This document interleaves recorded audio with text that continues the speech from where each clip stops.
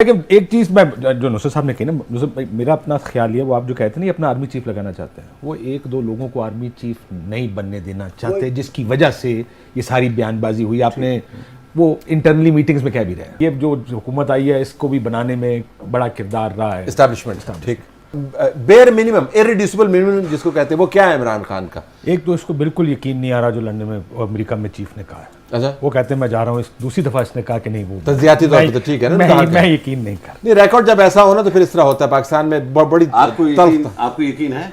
उन्होंने कह दिया, मुझे पूरा यकीन है। आजकल को बहुत जल्दी मुझे तो आजकल हर चीज आजकल को बहुत जल्दी आज कहते हैं जो वो कहते हैं मान लेते हैं, आजकल बहुत जल्दी यकीन कर लेते हैं। Go ahead. नहीं, ये बहुत अच्छी बात है सर। देखिए एक चीज मैं जो नुसरत साहब ने कही ना, मेरा अपना ख्याल ये, वो आप जो कहते हैं ना अपना आर्मी चीफ लगाना चाहते हैं, वो एक दो लोगों को आर्मी चीफ नहीं बनने देना चाहते, जिसकी वजह से ये सारी बयानबाजी हुई। आपने वो इंटरनली मीटिंग्स में कह भी रहे हैं, अब नाम तो वो नाम आने शुरू हो गए आहिस्ता आहिस्ता के क्या कौन नहीं लगना चाहिए। इसमें एक दिलचस्प चीज, एक जमाना था कि सिर्फ जो सर्विंग आर्मी चीफ थे उनका नाम लेना जो है वो हमारे होंठों के लिए वो बर्दाश्त नहीं कर सकते थे, लेकिन अब माशाल्लाह जो आने वाले कैंडिडेट्स हैं उनका नाम लेते हुए भी हम मरियम नवाज ने अपनी प्रेस कॉन्फ्रेंस में एक लेफ्टिनेंट जनरल की बड़ी तारीफ की, उन्होंने ये किया तो उन्होंने वो किया। सो अब ये जनरल फैज के बारे में क्या कुछ नहीं कहा। सो अब ये गेम शुरू हो गई। नाम लिया जी, वो इस्लामाबाद हाईकोर्ट के बगैर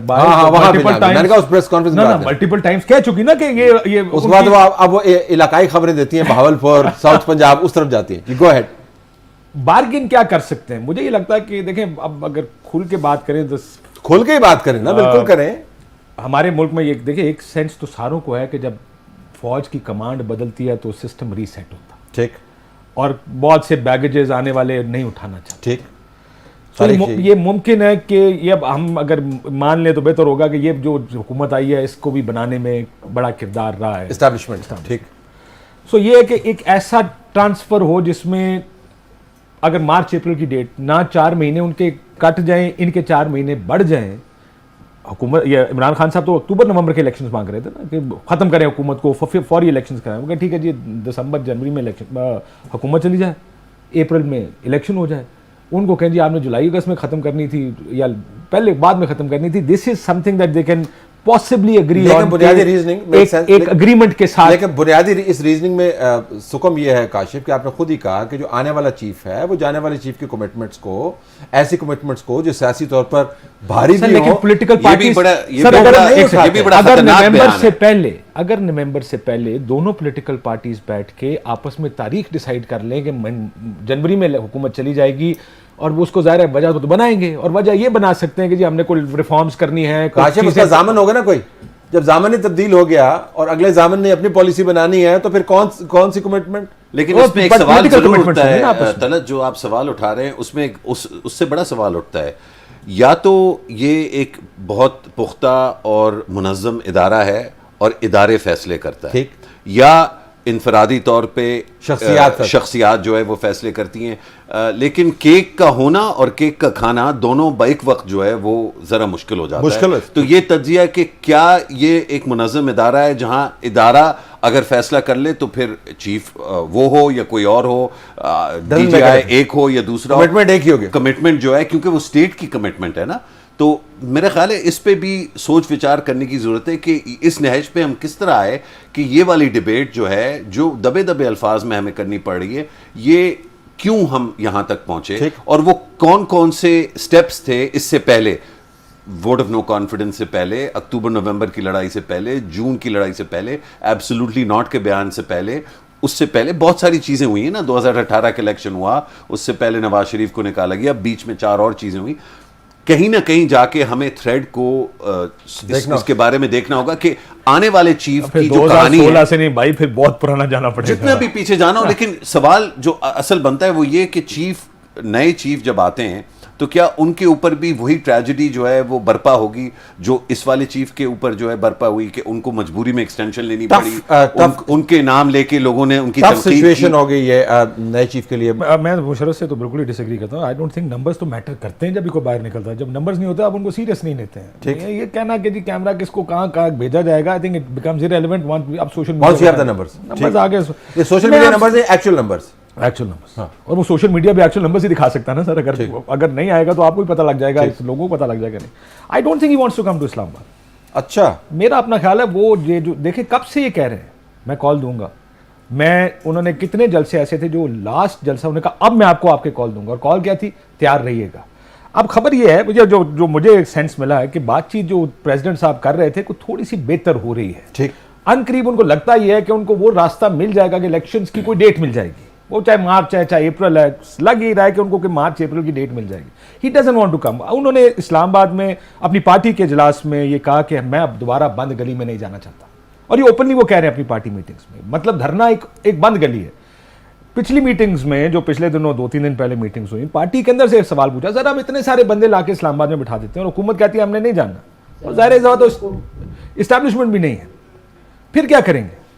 कोई जवाब नहीं था, कि दिया नहीं गया उनको जवाब किसी किस्म का। लोग खुद भी ये सवाल पूछने के धरना तो हम ले आएंगे, लेकिन उसके बाद क्या करना है, अगर हम लोग भी ले आएंगे तो क्या करना है? आई थिंक ये प्रेशर टैक्टिक्स है ऑप्टिक्स की वजह से, because he doesn't want to lose the war of optics. Basically game of bluff चल रही है जी। मैं सर आखिरी चीज कहता हूं, ये जो जा रहे हैं ना रोज अब हलफ हो रहे हैं, मेरा ख्याल है he wants to stay in that media के स्क्रीन के ऊपर एवरी डे, और वो कोई ना कोई इवेंट बना, वो वक्त नहीं आया मेरा ख्याल है, अब भी तरीके इंसाफ ने फैसला नहीं किया है, वो जगह नहीं आए जहां पे वो कहें अब तो जलसा होगा, ये धरने के लिए हम निकलेंगे। Very interesting. आज तक मेरे कम से कम ये वक्त नहीं आया। इस्लामाबाद तो नजर में नहीं है, बार्गेनिंग है नजर में। असद जो है तजादात का खेल है, और इम्कानात का भी खेल है, तजादात का भी खेल है। अब इसमें बड़ा तजाद ये नजर आता है कि जिनसे बातचीत करनी है, या जो हमेशा इस मुद्दे का हिस्सा रहे हैं जिस तरह आप बता रहे हैं, और जिनके साथ वो इंगेज कर रहे हैं, उन्हीं के साथ रोजाना की अगर नहीं तो हर दूसरे दिन कम से कम सींग भी लड़ाते हैं। अब वो न्यूट्रल भी गाली है, वो चल रहा है। तो मुझे नहीं लगता कोई स्पेस, जो पब्लिक स्पेस आपको नजर आती है कोई डेवलप हो रही है। आप कह रहे हैं कि कुछ फिलहाल कुछ शायद अच्छी इक्वेशन बन रही हो, पब्लिक स्पेस में तो कुछ भी तब्दील नहीं हुआ। सर जब ये मीटिंग हुई थी ना प्रेसिडेंसी वाली, तो कहा गया कि मीटिंग बहुत अच्छी हुई है। अच्छा, मुझे बास ट्वीट्स थे कि बिल्कुल फारिग मीटिंग थी। मुझे ये बताया गया एक साइड से, so I will go with what you know, PTI की तरफ से कि मीटिंग अच्छी गई है। उसको बाद में और लोगों ने एंडोर्स भी किया कि मीटिंग ठीक गई है, बट वो थोड़ा सा ट्रस्ट डेफिसिट का इशू बता रहे हैं कि उतना नहीं था जितना हमारा बजट डेफिसिट है, लेकिन था वैसे। लेकिन वो कहते हैं कि जी गो के मीटिंग अच्छी हुई है, लेकिन वो ज़ाहिर ट्रस्ट का एक एलिमेंट है जो कि नहीं है। ये जो गुड कॉप बैड कॉप, अमूमन पार्टियों में दो लोग होते हैं, गुड कॉप खेलता है बैड कॉप खेलता है, यहाँ पे एक ही आदमी गुड कॉप भी खेलता है बैड कॉप भी खेलता है। That's a good one. उसको ये भी करना है, उसको वो भी करना है।